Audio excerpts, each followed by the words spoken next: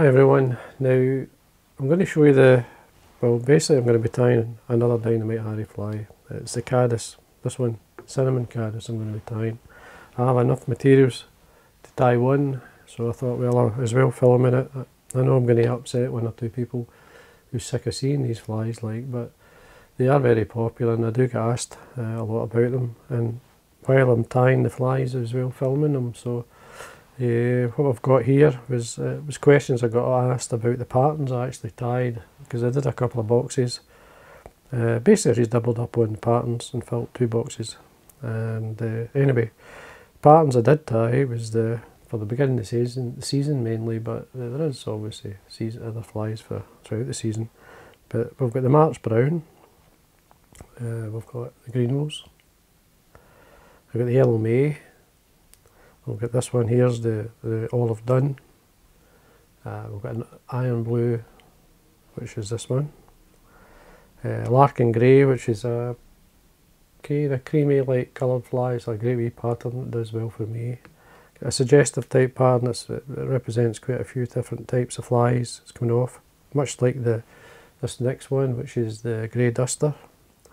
And then we've got our first Caddis hatch of the season in our waters, and the hatch usually depends on what part of the country you are. I mean, there's as early as March, I think you'll see these down the south, down England, the bottom end, whereas up here in the west coast of Scotland where I live, you're looking towards the end of April, beginning of May, depending on the weather. And then the cinnamon Caddis, cinnamon sedge, this cinnamon coloured one. Great flies, it's a good pattern and a good selection. So as I say, I'm going to be tying the cinnamon one. I've got a piece here line, it's the dubbin, half a hackle ready. So just to finish it off and show you, so we'll zoom in a wee bit. Now hook choice is up to yourself. There's a few hooks you could actually pick to tie this fly. You've seen me using this basically Nymph hook there is fully mildew this hook in a light or a medium wire and a heavy wire. This is just a medium wire or a standard wire, as most would say. It's a size 16, the Czech Nymph. It's a good shape. I like it. It gives me a nice sort of wide gate, because this is basically like a detached bodied fly. When I do a detached bodied fly, I use a couple of hooks by them. There's a flat one called the Short Shank Special, and then there's this one I like to use. So anyway, size 16, this one. Thread I'm going to use is the Rusty Dun, which suits basically the colour of the dubbin I'm using. So quickly run the wax through it to get it started. And we basically start at the eye, run your thread to the point of the hook, meaning when you let the thread go, it should be in line with the point of the hook. Now, fibre wise, I like to use underneath, this is support and colour. It does a couple of things. This is a Coq de Leon, I don't have a full hackle line. It's a fiery, it's a fiery ginger, this one. It's a nice classy light fibre, and I like it. I like a few fibres, so don't be shy. I just bring it 90 degrees from the stem and then pull them off. As I say, I'm coming to the end of the sort of hackle and the end of the materials lying my desk. So lengthwise, you're looking, because if this was a dun, it would be slightly longer, because it is part of the body. And the tail, there's no tail in the Caddis, so you're really basically, if you imagine tying a wing on, so in this case about twice the, I'll just check the shank length, would give me the sort of length I'm looking at. Be quite simple to catch it on the top, 2 or 3 turns. I usually like to come underneath to lock it in with a turn, pull towards the eye, and then trim away, but check my length first. Because this is a guide, I'm just going to pull that a wee bit. This will give you the guide for your wing length, because I cut at the tip. That's fine, that looks about right. And then trim that away.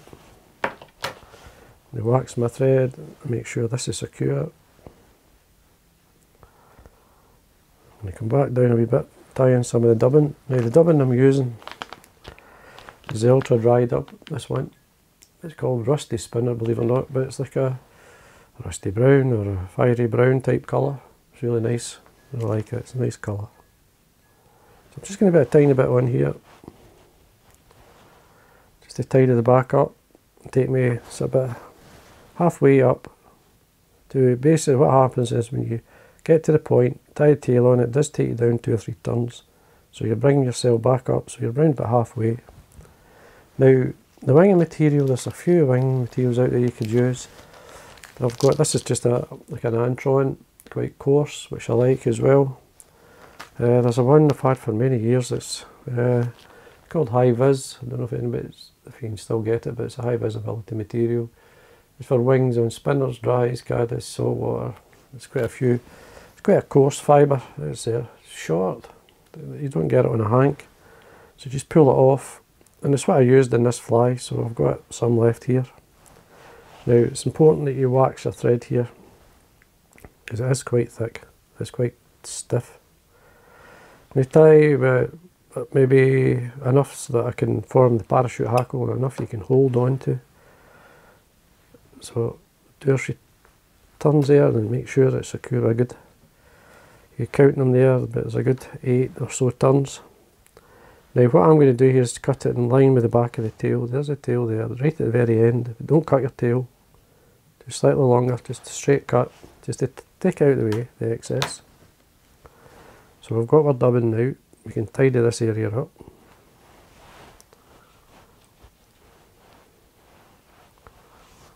See where we are. Now you lift this up, you can see that we've got plenty of room at the head area. We've got a good couple of mil there. Now what we want to do is get, this is a neck I have, it's a fiery brown. I'll show you there. It was a kind of light ginger, and I dyed it the Vineyard's fiery brown. So that's the colour you get. I've actually tied a fly with this feather, so you want quite a long fibre, don't be shy, you want a decent length, don't want it too short. So I'm going to bare some of the stem so I can tie it in. Again, wax your thread, lift the, actually 2 fingers here, just lift this back, have your hackle ready, just allow it to come in, catch it on, lift it up in line with the fine fibre, and then we want to stack, we want to post it, sorry, not stack it, post it. Come up a good 1.5 mil or so, and come back down and catch in front, so your thread's in front of the wing, or the stump. Normally this would be the wing, because it's the Caddis, it's the post. So then we do a turn, next one should be under that, just keep working my way around. Now I'm not going to be shy with the fibre length much, I want quite a lot. A good colour there. So once I'm happy, and then I bring this, the point on my side, straight down, all these fibres, just lift them up out of the way, and then I use my 2 fingers, these two, to hold these for a second. And it's all done very quick, so I catch it, come up, and then ignore everything and put a few turns in there so that it doesn't move. And you've really got to go quick, so it's a fast. So when you trim this away, I have got 1 or 2 fibres, so I'm going to have to trim them out. See where we are, just lift up, you can see the ones that's sitting, you've got, spend a minute or so just taking them away. Make sure it's nice and tidy. Oops, gotta watch your thread. Make sure that's tidied up. You can grab a wee touch of the dubbing. Just lightly dub it onto your thread. Just lift your hackle fibre out. And then I'm basically working from the eye up to the hackle, and then I'm winding, that's the dubbing all the way, so then I'm winding a bare thread through like a fine rib to the front. Keep the thread tight, and then put the varnish on your thread and wet finish, and that'll lock it all in. Just out the way. There's your varnish there, wet finish. Trim that away. And then bring everything back down, because you did pull it out. Just hold your, what I usually do is hold the post, in this case. It is a post rather than a wing. As I say, if it was a dun, then it would be a wing. Just looking for my hackle here. Now what I'll do is just come in, trim it quite, not right away down, maybe a couple, 2 or 3 mil up.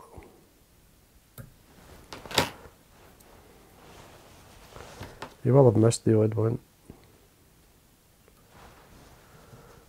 You can just take your time. You could leave them, or just take them out, take your time. I usually just tap this a wee bit. Take out these wee fibres here. See, we've got a nice spread of hackle, I don't know if you can see that. We have caught a couple here, so we can take them out. You're going to catch the odd one, never going to be perfect. Just going to trim my dubbing a wee bit. And then we can put an angle cut into the wing. First thing you can do is just make sure you get a nice, just brush it towards the back. And then you can just lift it up. I usually like to take it off, to be honest with you. I don't normally do it on the device, so what I'm going to do is take it off. I usually put the wing to the back so I can see what I'm doing. Hopefully you can see what I'm doing. And then I just watch for the end of the tail fibre. Try and keep my fingers so you can see it. It's quite awkward. And then just trim at an angle.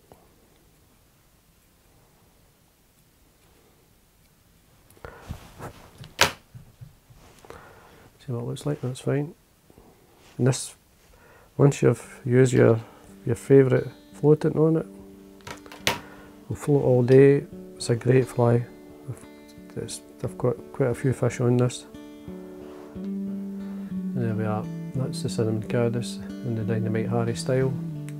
So I hope you enjoyed that, and again, thanks for watching.